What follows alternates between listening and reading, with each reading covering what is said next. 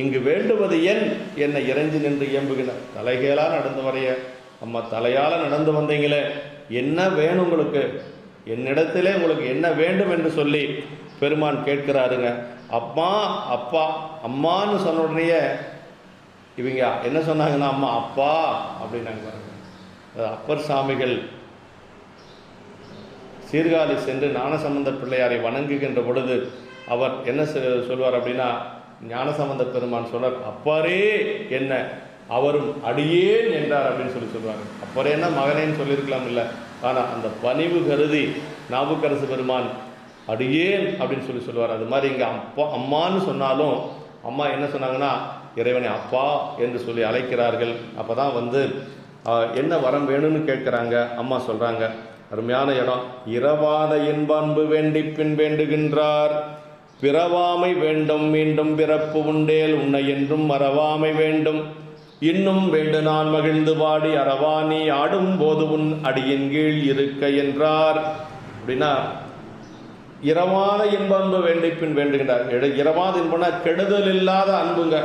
அதாவது இன்பமே என்னுடைய அன்பே அப்படின்னு சொல்ல மாறி நின்று என்னை மயக்கிடும் வஞ்ச புலனை அந்த பாட்டில் சொல்றார், இன்பமே என்னுடைய அன்பே அப்படின்னு சொல்லி வாதமுரடிகள் சொல்வார். அது மாதிரி அதாவது இரவாத இன்ப அன்பு அப்படின்னா கெடுதல் இல்லாத அன்பு, என்றைக்கும் நிலைத்திருக்கக்கூடிய அன்புங்க.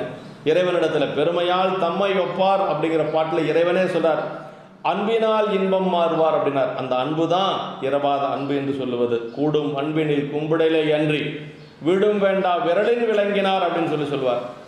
நம்முடைய கண்ணப்ப நாயனார் புராணத்தில் சொல்லுகின்ற பொழுது அவனுடைய வடிவெல்லாம் நம்பக்கல் அன்பென்றும் என்று சொல்லி சேக்கிழ பெருமான் இறைவனே சொல்லுவது போல நமக்கு அருளுகிறார். அந்த அன்பு தான் இரவாத அன்பு. பக்தி வலையில் படுவோன் காண்க, இறைவன் வேற எதுக்கும் அகப்பட மாட்டார், பக்திக்கு மட்டும்தான் அகப்படுவார் அப்படின்னு சொல்றார். வேண்டுங்கால் வேண்டும் பிறவாம் மற்றது வேண்டாமை வேண்ட வரும் வள்ளுவ பெருமான் சொல்றார். வீடு வேறு வேண்டிய அச்சனனுக்கு அதுவும் கொடுத்து அந்த வீடு வேற்றையும் கொடுத்து பிறவையும் கொடுத்தது. அது எதுக்குன்னா மீண்டும் பிறப்பு, கண்ம அனுபவம் தீரும் வரை பிறந்தே ஆக வேண்டும் அப்படிங்கிறதுனால தான் அம்மா மீண்டும் பிறப்பு உண்டேன்னாங்க. நம்முடைய வினையனுடைய கழிவு அந்த கண்ம அனுபவம் தீருகின்ற வரைக்கும் நம்ம பிறந்து தான் ஆகணும். அதனால அம்மா மீண்டும் பிறப்பு உண்டே என்று சொல்லி கேட்குறாங்க.